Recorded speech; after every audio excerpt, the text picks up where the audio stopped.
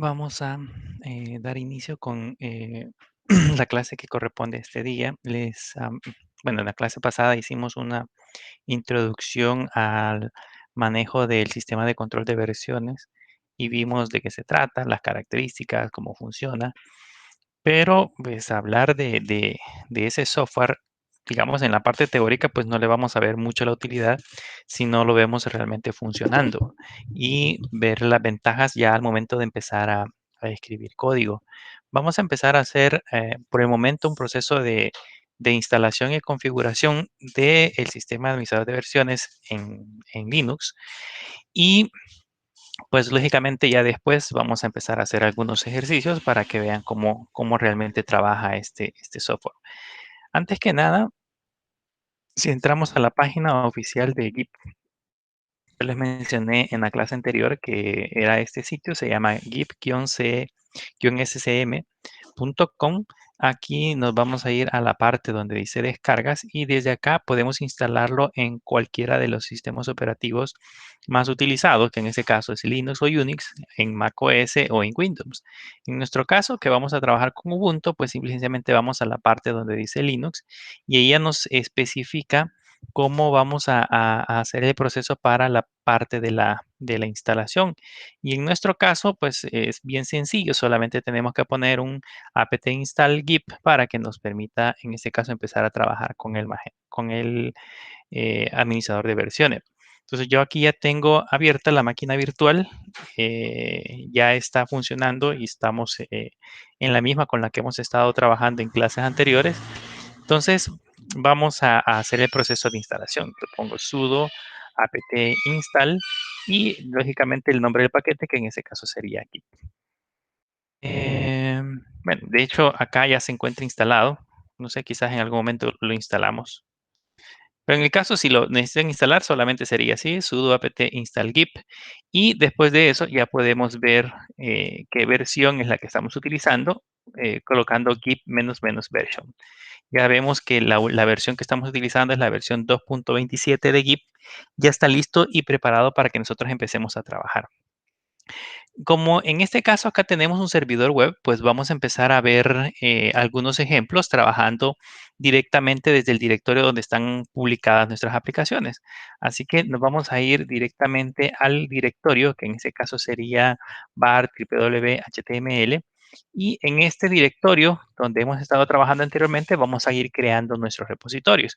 Podríamos pasar cualquiera de estos elementos que tenemos acá, podríamos dentro de esas carpetas crear un repositorio de Git, pero pues vamos a empezar desde cero para que vean cómo se va creando.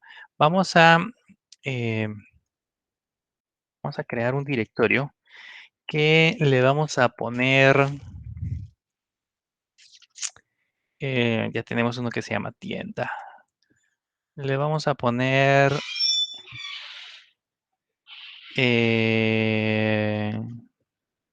sitio oficial o no, web oficial. Así la vamos a poner, web oficial. Tenemos permisos, lo vamos a crear con sudo. Y lógicamente le vamos a dar permisos para que trabaje con Católica. Entonces le vamos a poner sudo cho, sería en este caso Católica, dos puntos Católica, al directorio que en este caso sería web oficial. Y ahí ya podemos ver.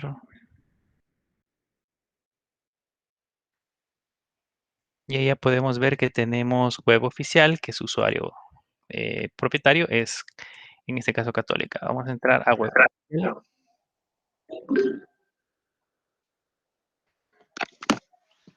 Vamos a entrar a web oficial y en web oficial vamos a empezar a trabajar con el proceso de la creación de Git. Vean, antes de empezar a trabajar con Git, debemos de configurar unas directivas o unas propiedades del software que nos van a permitir identificar al momento que estemos trabajando con nuestras aplicaciones, identificar quiénes son los usuarios que van a realizar los cambios sobre el repositorio central. En este momento yo voy a crear un repositorio local. Todos los cambios y todas las cosas que hagamos van a estar guardadas en la computadora, en esta computadora que tenemos acá. Pero la idea original es que después ese repositorio que acabamos de crear se suba de manera dinámica hacia los repositorios en GitHub donde vamos a crear una cuenta. Entonces, el comando que se utiliza para realizar esas configuraciones se llama keep config. Normalmente todos los comandos van a empezar con la palabra keep seguido de un parámetro. En este caso vamos a utilizar keep config y después de eso vamos a ponerle menos global y vamos a colocar una característica que se llama user.name, que sería en ese caso el usuario. El nombre del usuario que vamos a configurar, el nombre del usuario que vamos a configurar, lógicamente debería de ser su nombre. Y le vamos a poner, en este caso, mi nombre.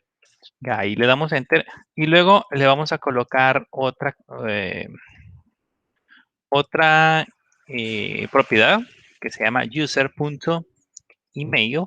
Con ese vamos a configurar un correo electrónico que nada más es como referencia para saber quién es el que está trabajando sobre esta máquina. Entonces aquí le vamos a poner wilfredo.chacon@católica.edu.sv.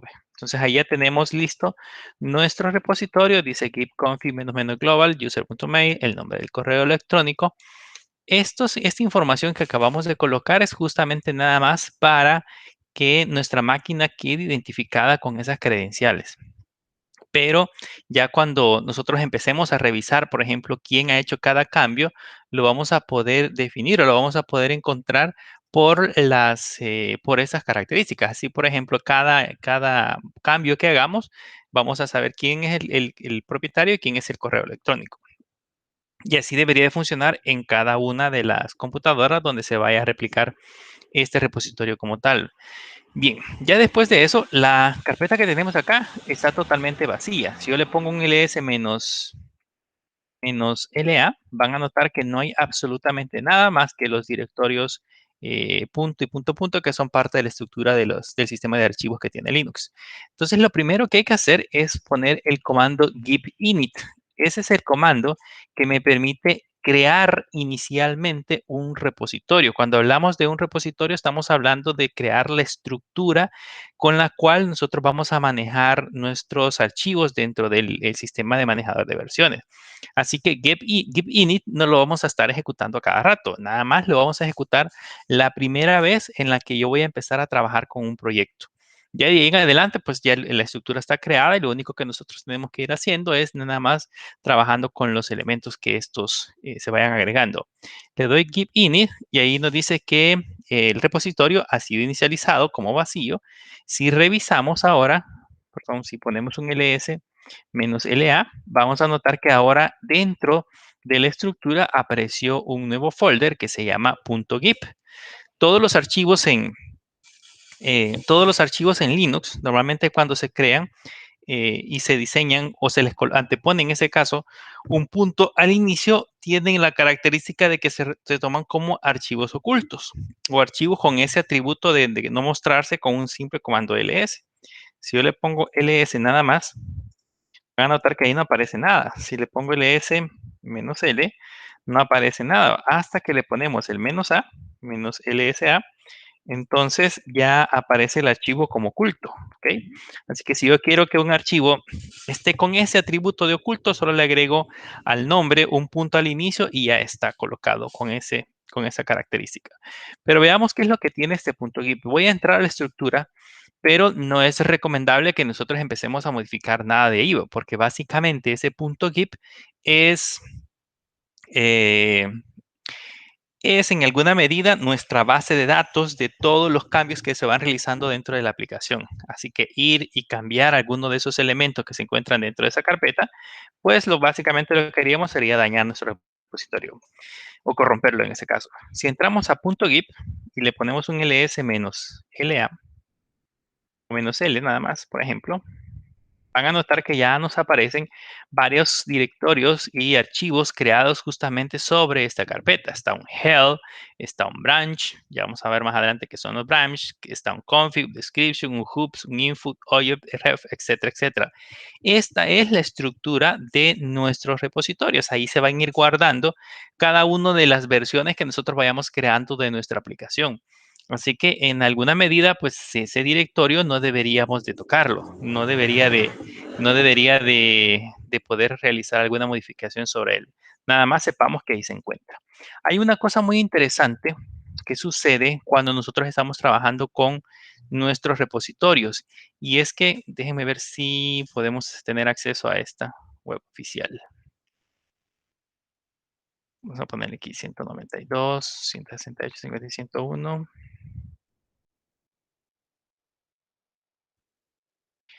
Vean que hay un pequeño detalle cuando estamos trabajando con esta parte de información, es que ese directorio puede llegar a ser público. Si yo le pongo en la parte de arriba web oficial y le pongo .git, voy a poder entrar a esta sección. Y esto es un gravísimo problema de seguridad, porque no deberíamos de poder entrar a este directorio y poder analizar todo mi repositorio, porque básicamente desde ahí un atacante podría descargar mi código fuente. Esto yo les voy a enseñar más adelante cómo podemos solucionarlo, porque sí es muy común que cuando se colocan proyectos en la nube, se deja esta carpeta del repositorio sobre eh, sobre el sitio oficial y pues, lógicamente un atacante cuando encuentra ese directorio, pues dice, ah, bueno, esto es GIP y desde ahí puedo descargar cualquier cosa. Pero eso lo vamos a ver más adelante cómo protegerlo. Pero sí es importante que sepan que se encuentra justamente en ese lugar. Bien, empecemos a crear ya nuestros archivos. ¿Cómo podemos saber cuál es el estado de nuestro repositorio? Ese es un comando que vamos a estar utilizando muy a menudo. Vamos a poner el comando git y luego la palabra status y desde ahí nosotros vamos a ver cuál es el estado de nuestro repositorio. Ahí nos dice, por ejemplo, que tenemos un branch master, que es una rama master. No hay commits todavía, no he hecho no he guardado ningún cambio sobre mi repositorio y no hay commits que necesiten agregar justamente en ese momento. O sea, digamos que nuestro repositorio se encuentra totalmente vacío. Esta parte de las ramas se la voy a explicar a detalle más adelante, pero para que entiendan un poco, las ramas dentro de Git son un elemento muy importante cuando estamos trabajando con, por ejemplo, versiones de nuestro software que van a ir a producción y versiones que están en modo testeo. Yo puedo tener, bueno, de hecho funciona así, cuando ustedes escuchan de versiones de Linux o versiones de algún software que están en versiones en modo producción y hay otras versiones que están en modo testeo, digamos, y uno puede descargar la versión de modo testeo o puede descargar la versión en modo producción. La diferencia entre una y otra es que la versión en modo testeo está inestable o la versión está estable e inestable porque en este caso se le están haciendo modificaciones, se están haciendo pruebas. En el caso de nuestro repositorio, yo puedo tener mi rama master. La rama master es donde se encuentra todo lo que nosotros estamos creando, digamos, el elemento principal, y de ahí puedo crear ramas. Y esas ramas podrían ser dependencias en donde yo puedo hacer pruebas de mi código sin afectar por completo la rama master. Esto me ayuda. De hecho, así funciona muchas veces. Nos ayuda que yo puedo, si voy a agregar una nueva funcionalidad a mi repositorio, puedo crear una rama a partir de la master, que hacer las pruebas de esa nueva funcionalidad y cuando esta ya está disponible y ya funciona correctamente, entonces puedo hacer una fusión o puedo hacer un merge entre la rama master y mi rama que tengo de modo de desarrollo, con el objeto de que podamos pues mezclar la información. Esa es la ventaja que tenemos con este tipo de elementos. Entonces, partiendo de eso, vamos a ver más adelante cómo se crean las ramas, pero por el momento trabajemos todo en la rama master. Veamos cómo funciona. Voy a crear unos archivos. Hay un comando que se llama touch. Voy a dejar por el momento vacío. Este comando touch permite crear nada más, digamos, el espacio del documento sin agregar la información. Entonces lo voy a poner index.html. Voy a crear un touch Vamos a poner un historia.html. Imaginémonos que esto es un sitio. Voy a crear un touch también para acerca de, acerca de .html. Imagínense que este es nuestro sitio y voy a crear un touch para un contáctenos.html. Y bueno, digamos que son estos archivos. Si yo le pongo un ls-l, para notar que ahora sí, ya tengo esos 4 archivos creados dentro de mi repositorio, que por supuesto se encuentran vacíos. Si en este momento nosotros le ponemos ahora un git status, vamos a notar que estos archivos o esto ya cambió por completo. Y estos archivos por el momento se encuentran en modo un tracker, se encuentran, digamos, ¿se acuerdan del día de ayer que hablamos de los stage, que serían como las áreas en donde pueden estar los documentos? Pues estos archivos originalmente se encuentran en la primera área, en el área de donde modificamos o hacemos cambios de nuestra aplicación. De esa área la vamos a mover al área intermedia donde ya nosotros decimos estos archivos ya están finalizados y ya están listos para poder hacer un commit o para poder guardar una versión. En este caso, por el momento, no tienen absolutamente nada. Entonces, si yo quiero, por ejemplo, empezar a trasladar estos archivos que acabamos de crear, que están totalmente vacíos, trasladarlos hacia la parte donde vamos a empezar a digitar, pues tendríamos que utilizar el comando que aparece acá, que dice git add. Pero antes de pasarlos, agreguémosle contenido, porque de hecho, si yo le pongo un cat index.html, este no tiene nada. Agreguémosle contenido con el nano index.html. Voy a poner aquí el código básico de HTML, solo para que lo podamos tener como ejemplo.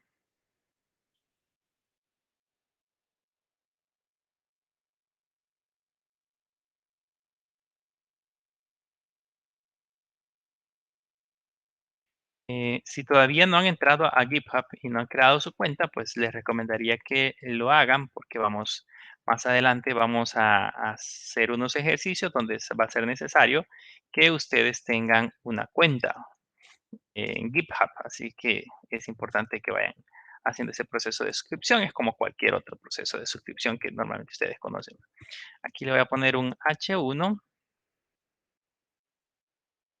y le vamos a poner bienvenidos al sitio oficial.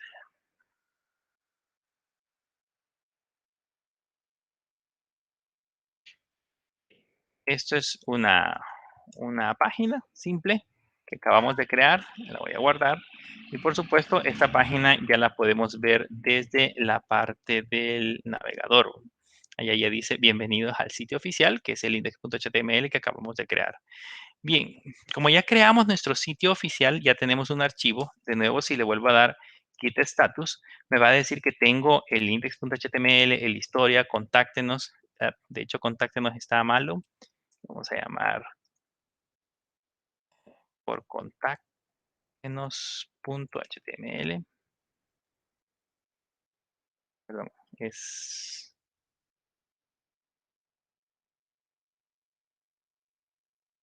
corre.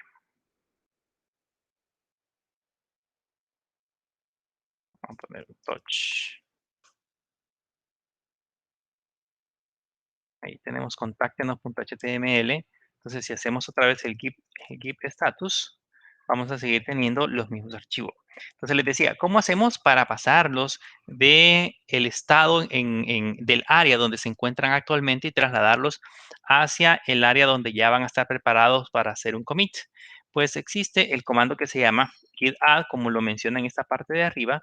Yo le pongo git add y, por ejemplo, el nombre del archivo, index.html.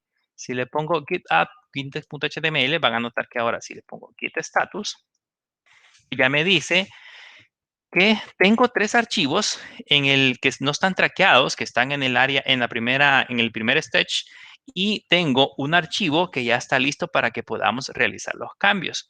Dice que si quiero remover este archivo, si este archivo no lo quiero pasar del stage que tenemos arriba y regresarlo al anterior, hay un comando que se llama git rm -cached, el nombre del archivo, y eso lo devuelve de nuevo hacia esta parte de acá. Veamos si funciona. Si le ponemos git rm menos cached y le ponemos en este caso el nombre del archivo, le ponemos git status, van a notar que ahora el archivo index regresó justamente a esta área. Entonces yo puedo moverlo del área de modificación al área intermedia y luego del área intermedia pasarlo al commit. En ese caso, pues necesitamos trasladarlo. Entonces le voy a poner un git add html, le ponemos un git status y ya se encuentra ahí. Y así tendría que hacer con cada uno de los archivos. Git add acerca de.html, git add contáctenos.html, git add historia.html. Pero se imaginan que este proceso que nosotros estamos haciendo en ese momento, en teoría lo deberíamos de hacer una vez al día o 2 veces al día, no sé, dependiendo de las políticas de la empresa donde trabajemos, deberíamos de agregar los archivos con los cuales hemos trabajado al stage y luego pasarlos a un commit. Lo deberíamos de hacer varias veces al día. Pero si yo he trabajado, por ejemplo, durante 3 horas, es muy probable que no sea 1 o 2 archivos los que he diseñado. Probablemente he trabajado 10, 15, 20 archivos. Y se imaginan estar colocando un git add y el nombre del archivo, git add y el nombre del archivo, ir colocando un git add para todos, sería muy complicado. Entonces hay una manera en que yo le puedo decir, si yo estoy seguro que todos los archivos que están acá ya están listos, le puedo poner git add punto, y ese proceso lo que hace es agregarlos todos o pasar todos de la parte del stage de modificación al stage intermedio. Entonces aquí ya le podemos poner git status y van a notar que ahora ya no aparecen todos de color rojo, sino que ahora aparecen todos de color verde, indicando de que son archivos nuevos que vamos a trasladar justamente para poder realizar el primer commit. Ahora que ya tenemos listo todos los archivos en el stage, podemos empezar a hacer nuestro primer commit. Cuando nos referimos a nuestro primer commit, significa almacenar nuestra primera versión. O en otras palabras, crear nuestro primer punto de recuperación dentro de nuestro repositorio. Entonces, para hacer eso, usamos el comando que se llama git commit. Vean que hemos utilizado el git status, el git add y ahora vamos a usar el git commit. Son básicamente los 3 comandos básicos con los cuales vamos a estar trabajando. Vamos a ver muchísimos más, pero ahorita inicialmente es git add para poder agregar los archivos al state, git status y git commit. Y lógicamente el primero que usamos, que fue un git init, que nos permitía crear el repositorio, y el git config, que nos permitía nada más modificar algunas propiedades globales de la configuración de Git. Entonces, ahora que le damos git commit, la máquina nos va a mostrar o nos va a abrir de manera predeterminada un editor de texto del que tengamos configurado. En este caso, aquí nos abre automáticamente Nano. Podría ser que tengamos configurado V o cualquier otro editor de texto dentro de nuestra aplicación.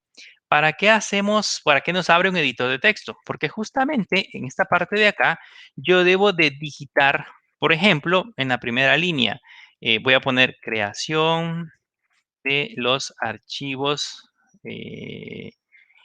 básicos del sitio.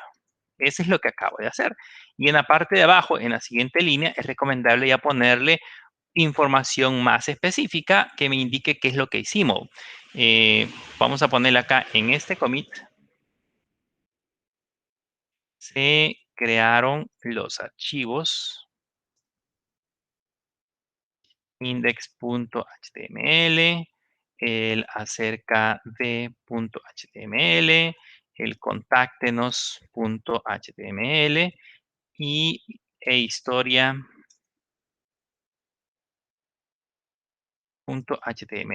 ¿Ok? Ahí vamos a describir qué son los cambios que estamos almacenando. Si estoy creando, por ejemplo, una aplicación y creamos un formulario de contáctenos, entonces debo describir, en este commit se han generado los formularios de contacto donde guardamos información del cliente y describimos específicamente qué es lo que hemos diseñado.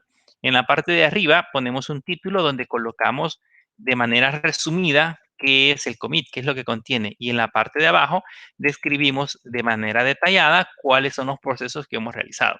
Esto debería de ser así siempre para tener detallados cada una de las versiones, porque de igual manera yo puedo tener muchísimas versiones en mi aplicación, pero lo que podría suceder es que no sé realmente cuál es con la que estamos trabajando o qué es lo que contiene cada una de esas partes. Entonces ahorita lo que voy a hacer es guardarlo, le damos control X y nos salimos y vean que automáticamente dice que hizo un commit a la rama master.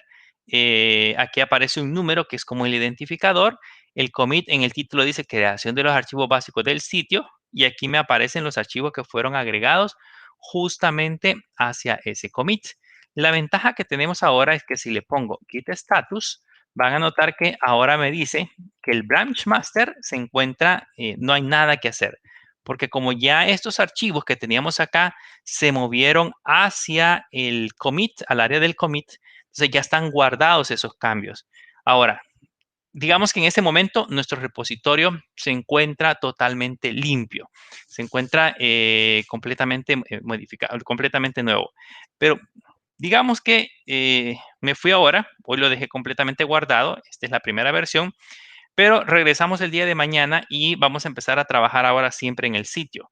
Y bueno, me siento en la computadora y hoy voy a trabajar en el archivo historia.html. Entonces pongo historia.html, hacemos el mismo proceso, le voy a poner un help, le voy a poner un título, em, historia de Santa Ana, por ejemplo. Y le vamos a poner un help, vamos a poner un body. Lógicamente, este proceso yo lo podría hacer directamente en un editor y estar trabajando desde la consola para poder almacenar los cambios. Pero la idea es que aprendamos ahorita por el momento desde la consola y después busquemos herramientas mucho más fáciles. Y voy a poner acá con un H1, historia, historia de la ciudad de Santa Ana. Y acá le vamos a poner H1. ¿Ok? Y pues vamos a poner aquí con un párrafo. Santa Ana fue fundada en el año, en el de 1900, de 1000 y algo. No tengo idea. Ya vamos a averiguar. La idea es que crear nada más la parte del sitio. Entonces ahora lo guardo y vean que ya tengo creado ahora historia. Aquí está, si le pongo un ls-l, tengo index y tengo historia.html. Si me voy a mi repositorio y le pongo acá historia.html, voy a poder ver sin ningún problema ese sitio. Ahora bien, ¿qué es lo que debemos de hacer para poder empezar a trabajar ahora con la parte del repositorio? Como ya hice un cambio, puedo revisar qué es lo que hicimos con ese cambio con el git status. Y van a notar que ahora me aparece en la parte de acá y me dice que tengo un archivo que se llama historia.html que necesita ser actualizado. ¿Cómo puedo actualizarlo? El proceso siempre es el mismo. Un git add, el nombre del archivo, o un git add punto, si lo queremos hacer así. Si queremos descartar los cambios y regresar ese archivo a como estaba originalmente en el repositorio, puedo ponerle un git restore y el nombre del archivo y me lo va a restaurar como originalmente lo teníamos. Eso es por si acaso, por ejemplo, cuando yo estuve probando, ahora incluso sin necesidad de regresar en el tiempo, me di cuenta de que de todos los procesos que realicé, algo salió mal. Podría regresar sin ningún problema haciendo uso del comando git restore. Pero en este caso, pues lo que estamos probando son el git add. Entonces le voy a poner un git add punto, ya lo agregamos, si le pongo un git status, ya lo agregamos al repositorio. Si lo quiero regresar, me dice, puedo hacer un git restore, menos stash, y puedo regresar ese archivo de nuevo a su estado original. Pero en nuestro caso, yo quiero seguir haciendo la parte del commit. Se lo voy a poner un git commit, enter, y me va a aparecer siempre la misma información. Debo de colocar en la parte de arriba el título, le voy a poner aquí, se trabajó en el archivo de historia. Y abajo ya podemos colocar, se han agregado todos los datos correspondientes a la historia, la ciudad de Santa Ana.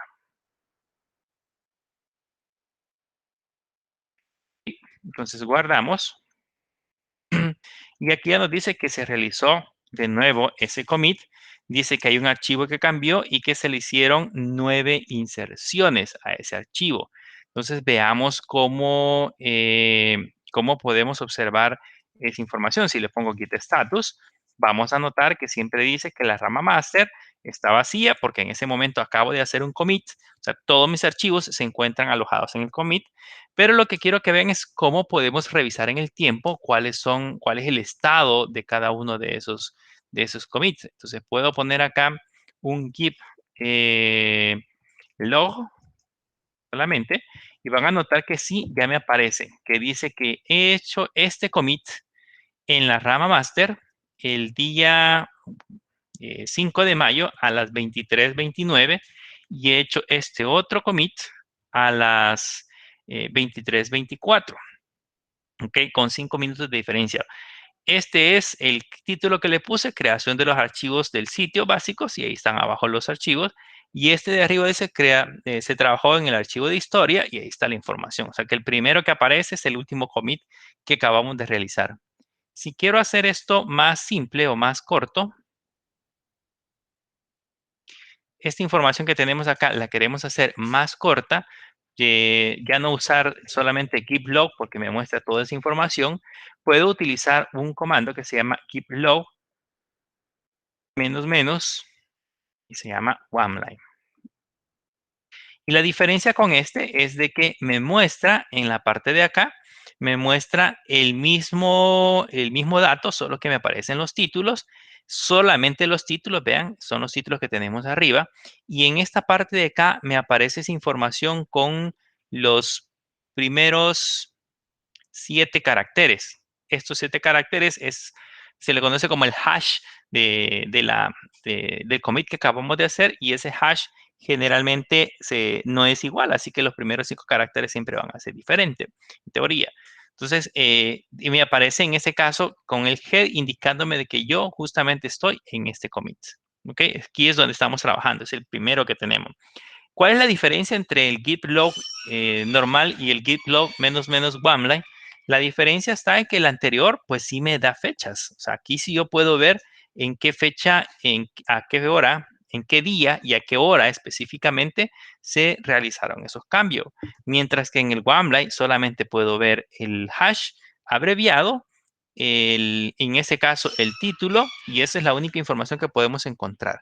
Probablemente si quisiéramos hacerlo muchísimo más rápido, cuando tenemos demasiados commit, vamos a utilizar el oneline. Pero si queremos muchísima más información, pues vamos a utilizar el git log como tal. Bien, hasta ahorita ya tocamos varios comandos de Git. Ya vimos en este caso el git add para agregar archivos o cambiar archivos del stage de modificación al stage de preparación para un commit. Ya vimos el comando git commit para poder hacer en ese caso los commits o poder trasladar los archivos directamente al stage y tener una versión. Ya vimos el comando git log, el comando git init, que nos permite en ese caso inicializar un repositorio. Ya vimos también el comando git config, que nos permite configurar algunos parámetros del repositorio.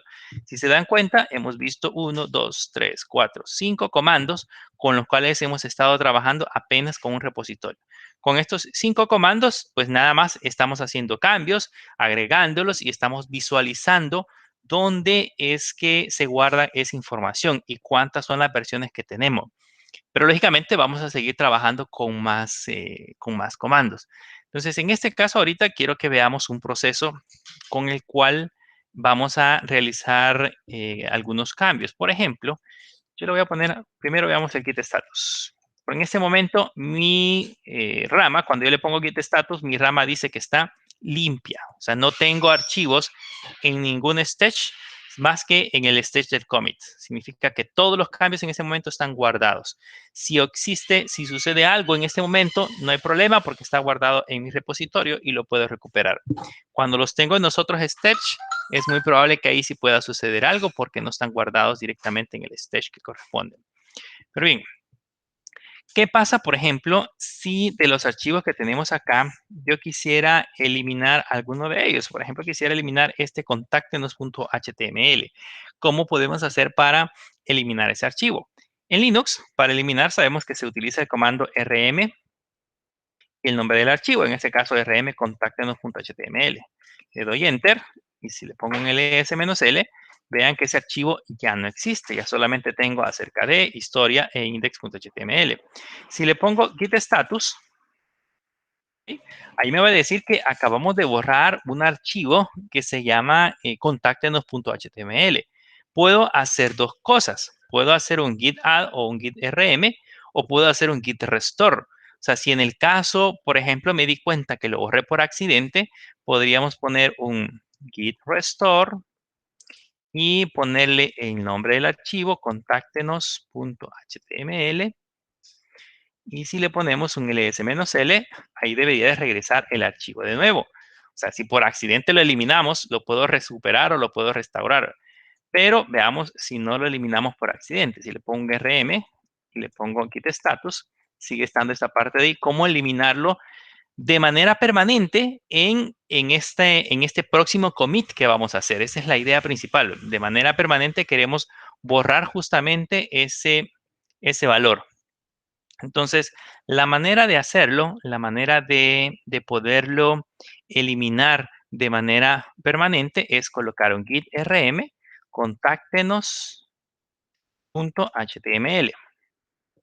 Vean, y ahí dice git rm contáctenos.html. Si le pongo ahora un git status, voy a notar que ahí dice archivo borrado, dice deleted contáctenos.html.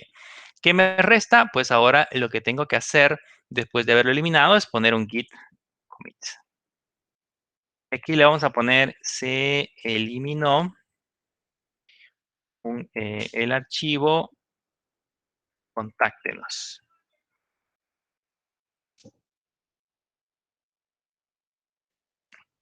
Se eliminó el archivo contáctenos. Y aquí podemos colocar ya una descripción. Se borró el archivo porque se consideró que ya no era útil. ¿Okay?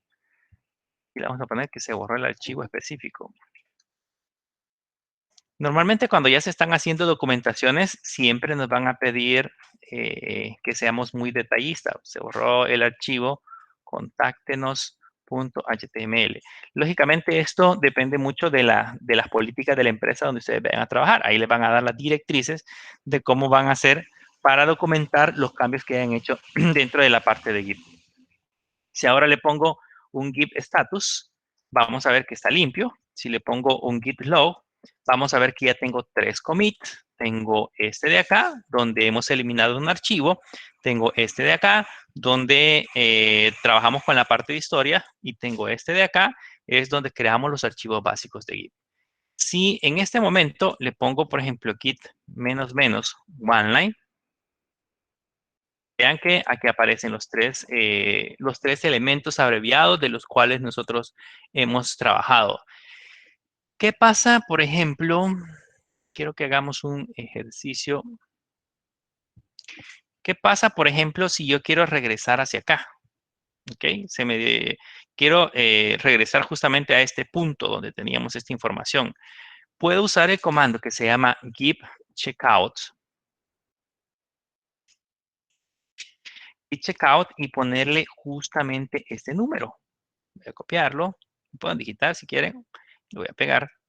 Y vean que ahí regresamos justamente hacia esta parte. Si le pongo git status, van a notar que estamos ahorita en este elemento, en este que tenemos acá. De hecho, si le pongo git log --oneline, va a decir que justamente nos encontramos en este que tenemos en la parte de abajo. ¿Ok? Pero quiero que vean qué es lo que sucedió. Me regresó el archivo contáctenos.html. Y el archivo historia, teníamos ya digitado ese archivo historia, pues lógicamente ese está vacío, porque cuando trabajamos en ese commit no teníamos justamente esa información. Vamos a regresar de nuevo a donde estábamos, al checkout que teníamos, que era el principal,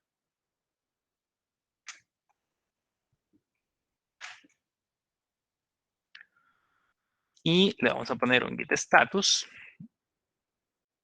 un git log, menos menos Wamline, y van a notar que ya regresamos justamente hacia acá. Y si le ponemos un ls-l, aquí ya no aparece el archivo contáctenos.html.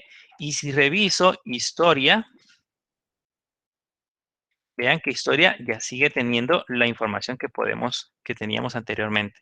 Entonces yo puedo navegar entre cada una de estas versiones. Si por ejemplo quiero revisar cómo estaba la versión intermedia, puedo poner git checkouts y colocarle este número y voy a regresar justamente a este punto. O puedo regresar al anterior y hacer los cambios que yo considere necesario. Entonces, esa es la manera en cómo nos desplazamos de un punto a otro dentro de nuestro GIP.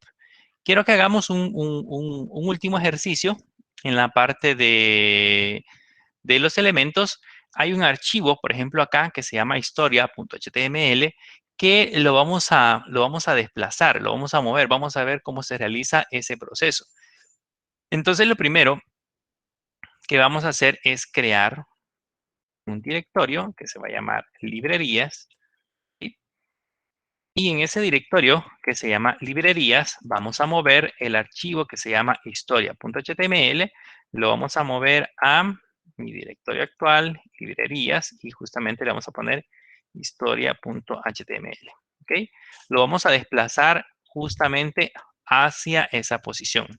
Si le pongo un ls, van a notar que, o un ll, perdón, van a notar que aquí solo tengo acerca de e index.html, pero si le pongo un ls-l a librerías, ahí está historia.html.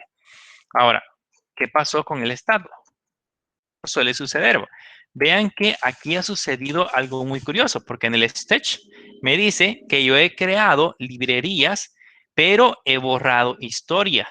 Entonces, lo que sucede es que de manera interna, el comando mv lo que hace, el comando para mover lo que hace, es que elimina del sketch, elimina mi archivo del directorio actual donde se encuentra y lo agrega en el nuevo directorio. Así que para realizar este movimiento justamente que hemos hecho ahorita, entonces tendríamos que pues colocar primero para hacer un commit, tendríamos que colocar primero git rm, y en este caso sería historia.html, que es el archivo que acabamos de desplazar. Le ponemos git rm y luego le tendríamos que poner git add librerías historia.html, porque es el otro que acabamos de colocar. Y si le ponemos un git status, van a notar que ahora sí ya tenemos historia que dice que ha sido removido o ha sido renombrado justamente hacia esta nueva ubicación. Y ya puedo hacer sin ningún problema un git commit. Y ya le decimos, se movió archivo historia hacia una nueva. Se reclasificaron los archivos y se creó una carpeta con nombre librerías. Solamente así la vamos a poner. Entonces, ahí ya tenemos almacenado nuestro git commit. Si le pongo de nuevo un git log, ahí voy a tener todos los cambios que hemos realizado. Y si le pongo un git log menos Wamline, ahí me voy a encontrar con cada uno de los cambios que hemos estado realizando dentro del proceso. Ahí nos hemos ido modificando cada uno de los elementos que tenemos justamente en esta parte de acá. Esa es la manera en cómo podemos hacer el proceso para desplazar archivos. Quiero terminar con otro ejemplo nada más porque ya en la próxima clase vamos a estar haciendo algunas modificaciones o el uso de otros comandos un poco más avanzados, pero quiero que terminar haciendo una modificación adicional. Vamos a hacer, veamos qué archivos tenemos. Tenemos el acerca de. Vamos a modificar el acerca de. Y aquí vamos a hacer lo mismo. Vamos a poner HTML. Vamos a poner un help. Vamos a poner un título acerca de nuestra empresa. El título. Vamos a cerrar el help. Vamos a abrir el body. Vamos a cerrar el body. Y el HTML. Y acá le vamos a poner un H1. Le vamos a poner.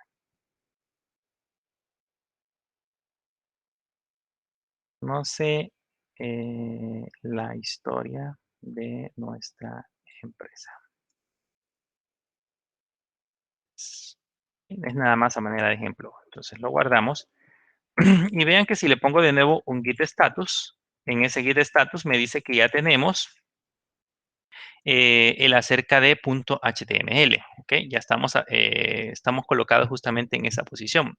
Entonces, lo que tenemos que hacer ahora es, de nuevo, hacer un commit. Le voy a poner un git add punto, ¿ok? Y ahora le voy a poner un git para agregarlo o pasarlo, un git status, que me aparece de color verde. Si le pongo git commit, vamos a hacer el mismo proceso. Me va a abrir el editor y yo voy a tener que digitar en el editor el contenido o el comentario de lo que hemos realizado, pero puedo abreviar ese proceso. Si no quiero pasar por el editor, puedo ponerle un "-m" y colocarle acá, digamos, un comentario un poco más simple, que nada más es la parte del encabezado. La diferencia que tenemos con este método es que solamente colocamos el título, pero no le agregamos más información. Si quiero agregar más información, solo tengo que poner git commit. Pero en este caso, pues si solamente quiero agregar el título, entonces puedo poner git commit "-m", y en este caso la información que quiero agregar. Vamos a ponerle aquí, se agregó contenido al archivo acerca de .html y le damos enter. Y vean que ahí no pasó por el editor, sino que automáticamente hizo el proceso. Y si le pongo ahora un git log, van a notar que acá tenemos ese proceso, ese cambio que acabamos de realizar. Dice, se agregó contenido acerca de .html y abajo se encuentran los otros commits. Si ahora yo le pongo un git log menos one line, voy a notar que aquí tenemos los elementos que acabamos de realizar y justamente podemos trabajar sobre ello. Aquí está el acerca de, solamente agregó el contenido, pero es muchísimo más práctico. ¿Okay? Si yo le pongo un git status en este momento, van a notar que aquí aparece ya que está vacío y que yo puedo seguir trabajando sin ningún problema. La diferencia, como les decía, que hacerlo con el "-m" es muchísimo más simple. Bien, esto es a manera básica cómo funciona en este caso la parte de las modificaciones que nosotros hacemos, de los procesos que nosotros hacemos. Más adelante vamos a aprender a hacer procesos para verificar conflictos de escritura, porque ahorita, lógicamente, si yo estoy trabajando en mi archivo y soy el único programador o el único colaborador de mi repositorio, pues no voy a encontrar conflictos entre archivos. Pero si si es un grupo de programadores y trabajamos sobre los mismos archivos, entonces ahí sí puede hacer que encuentre algún conflicto. Y eso es justamente lo que vamos a tratar de realizar. Bien, como ya está realizado el repositorio, ya le ponemos un git status y ahí dice que está limpio. En la próxima clase vamos a aprender a crear lo que se le conocen como ramas. vamos a hablar acerca de la creación de ramas. Y bueno, más adelante vamos a aprender ya a subir esa información directamente hacia la nube. Vamos a subirlo a un repositorio de Git para que podamos observar cómo funciona. No sé si alguien tiene alguna pregunta o duda. Yo tengo una duda, Lick, Dígame. pero es con las partes de la instalación. El archivo de Git pesa bastante para No, descargarlo. no, No, ese es, déjeme ver por aquí al principio cuando lo instalamos.